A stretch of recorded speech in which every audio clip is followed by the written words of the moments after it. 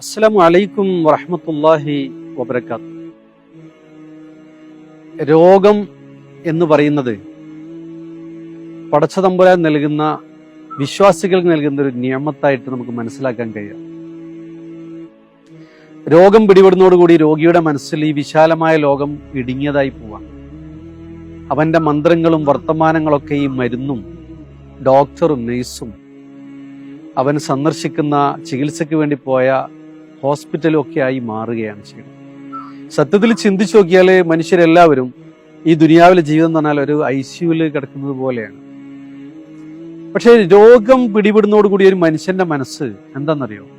എൻ്റെ പ്രിയപ്പെട്ടവരൊക്കെ എന്നെ ഒന്ന് വന്ന് കണ്ടിരുന്നെങ്കിൽ, എൻ്റെ അടുത്തൊന്ന് വന്ന് ഇരുന്നെങ്കിൽ, എന്നെ ഒന്ന് തൊട്ടെങ്കിൽ, തലോടിയെങ്കിൽ എന്നവരെല്ലാവരും ആഗ്രഹിക്കും.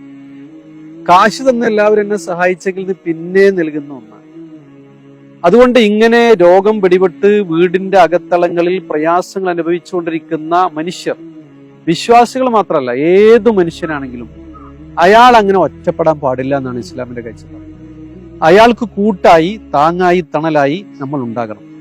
അതുകൊണ്ടാണ് സയ്യിദുനാ റസൂലുള്ളാഹി സ്വല്ലല്ലാഹി അലൈഹി വസല്ലം പറഞ്ഞത്, ഉഊദു അൽ മരീള, നിങ്ങൾ രോഗികളെ സന്ദർശിക്കുവീൻ, രോഗികളെ പരിചരിക്കുവീൻ, രോഗികളെ ശുശ്രൂഷിക്കുവീൻ എന്ന് പറയാനുള്ള കാരണം അതാണ്. അപ്പൊ രോഗികളായി കഴിയുന്ന ആളുകൾക്ക് സാന്ത്വനത്തിന്